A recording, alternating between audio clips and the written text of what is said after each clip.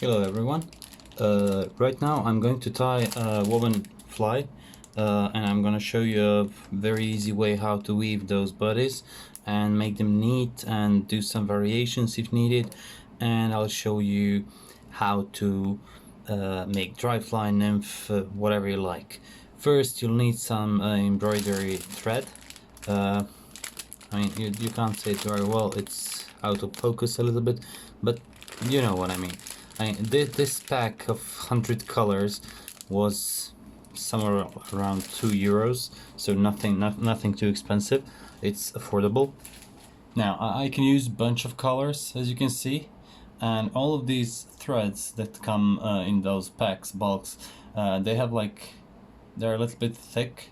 You can use them for something bigger if you like, but if you untwist them like so, you will get those strands, and you can divide them into strands and use thickness as you need. So depending on the fly size, there is you'll use 1, 2, 3 strands, whatever. So first of all, you want to use something lighter when it comes to thread, and the reason behind that is you don't want to make too much of a bulk beneath your body. Now you want to put threads on the side of your hook, so each color goes to each side of the hook, sideways, as I said. So as you can see, now go in rather open turns until you reach the end of the hook, and then press tightly to set the thread sideways. It's supposed not to spin at all, and we are going to do that the same from the other side.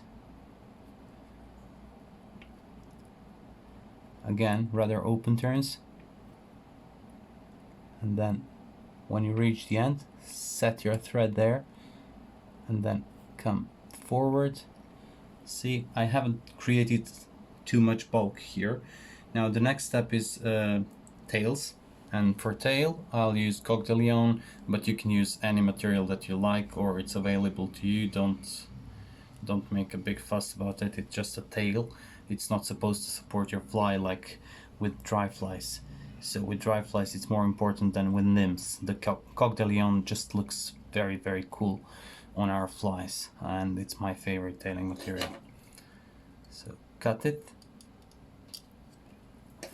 and now I want to create slight taper here, so I'll do a little bit of wrapping more to the front of the hook than to the back, but I'll set the tail as well. Now try to make smooth underbody, nice clean taper, and here you can leave a small gap.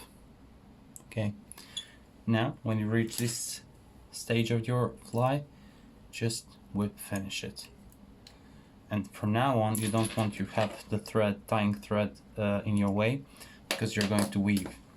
For weaving part, I'm using two colors, of course. You can combine it like two strands here, 2 strands here. You'll get bulkier body. You'll do your fly a bit faster because those knots are going to be bigger. And you can combine 2 colors here, another 2 colors here, and then get another effect. So let me show you a very simple way how to do this. I'll make those things a little bit shorter. It's gonna be easier for me. So I want a lighter one to be here because this is a jig hook. So I'll turn flies upside down. Okay, you can see that, just the way how I do it. So I stretch the thread sideways.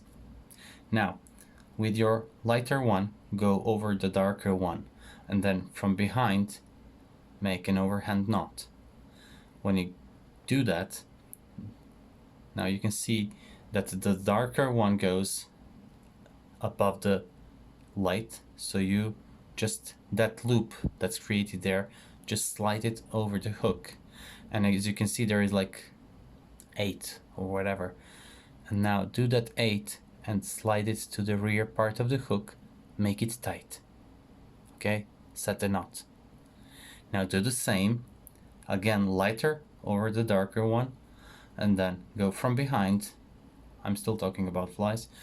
And darker one makes a loop here, okay, that goes over the top, and just slide it on your hook again like an 8, and then set the knot.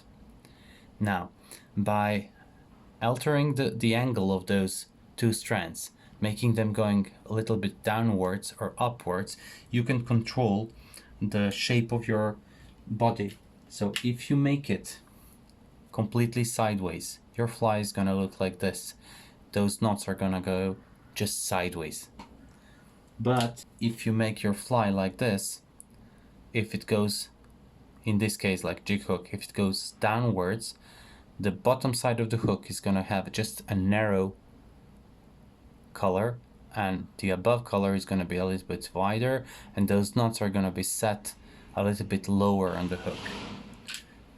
Now I'll continue doing this sideways as I've started already. So the light one goes on the top from behind, and then when you have this overhand knot, you see that the dark one goes always over the top of your hook. Set the knot. Very easy. Now again, light one always goes above the dark one. From behind, you pull this strand, make overhand knot. Again, the dark one will be on the top. Now, as you advance your tying, you can choose to make segments on your fly. So you can do, instead of having dark one on the top, you can just choose to have light one on the top, and then you will have something like this, on this clink hammer. You can make those segments. So by altering number of knots and switching those knots, you can make ribbing, segments, whatever you like. But in this case, I'm not going to do that. I'm just gonna make simple one. So again, light one goes over the top, and from behind you make a knot. Then dark, in this case red, goes on the top of the hook, and then just go on. Overhand knot, just choose where is the dark one on the top, and then just slide it. This is why this smooth underbody is important. You will just slide your knot along the hook. Now I'll do that repeatedly, number of times. I'm using thin strands because the weaving in this case is going to be much neater and more pretty. So that's why I'm using just one strand. But if you choose to do with more strands, you're gonna get something like, just give me a few seconds to show you. I have it prepared. So tighten the knot. The good thing with this embroidery thread is that it doesn't untie. So this is what you get when you tie with two strands. Very bulky, but still kind of cool looking bug. I prefer to use more strands for caddis pupas, as you can see here, because I want them to have thicker body. For mayflies I prefer slimmer body. So mayflies are like models. Let's continue. I mean, I'm going to make this fly rather easy. I'm not going to make anything complicated right now, but I'm going to show you what you can actually do with these things. So just continue your weaving in the same manner as you did it at the beginning.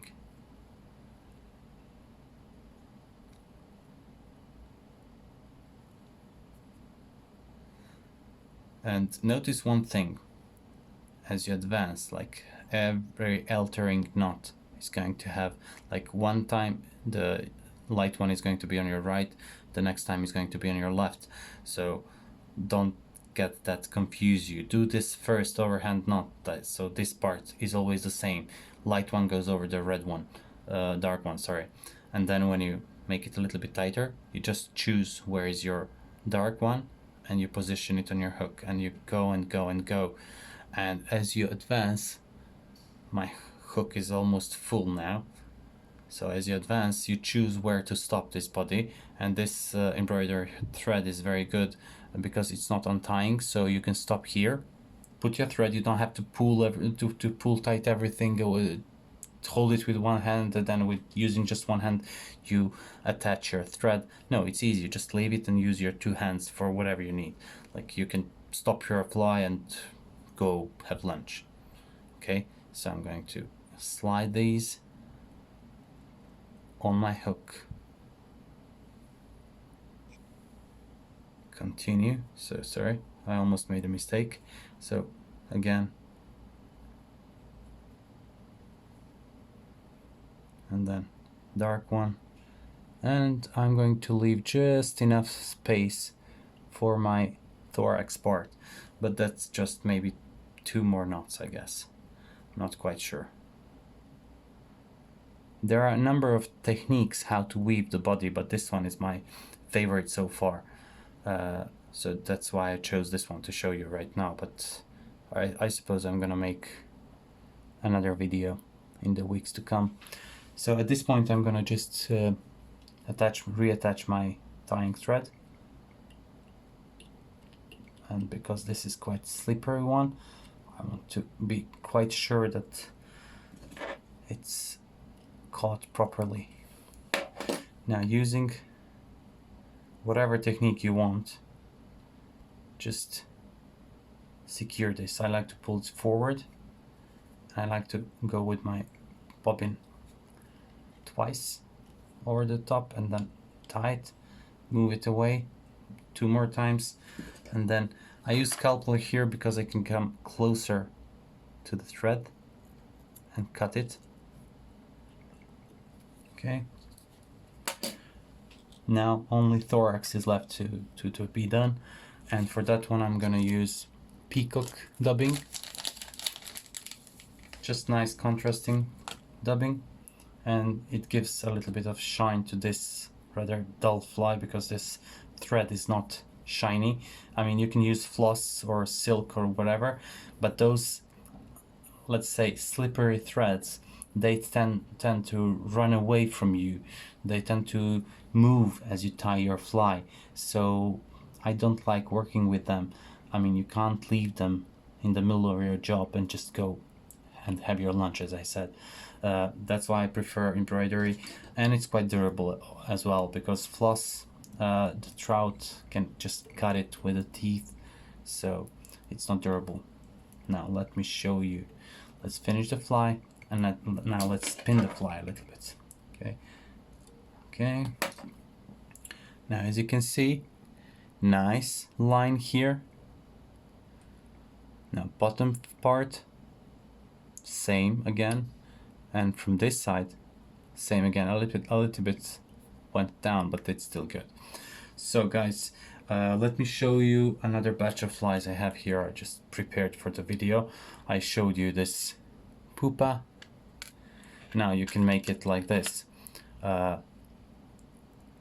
Brown on the top, orange on the bottom with orange bead. Kind of looks cool, I guess. Oops. Now you can make dry flies, mayflies if you like, whatever. Now this is more like some realistic colored mayfly. I mean, not realistic, but nice cream on the top, yellow on the bottom. Looks cool. This one I made for my friend who is a fan of football club called Partizan, so it's black and white. And this one I made for myself because I like Red Star, so it's red and white. I mean, I made this wet fly. Looks a little bit ugly, but it's very effective for Granum caddis. Or you can just continue like this one here. You can attach a wing case here and continue weaving without interrupting. So you just attach in the middle of your tying, just catch the wing case with your embroidery thread and continue weaving while everything is facing behind, and then you just fold it back and catch everything with your tying thread. It's like the combinations are endless, more or less. You can make those segments as I showed you before here, like here. I mean, you can do whatever you want. You can alter those knots like 3 plus 3 and then just do it 3 3 3 and you'll get more or less segmented body. So guys, that would be it for now. I hope you liked this video. I hope I made some things clear, and that would be it. Thank you very much for watching and see you next time.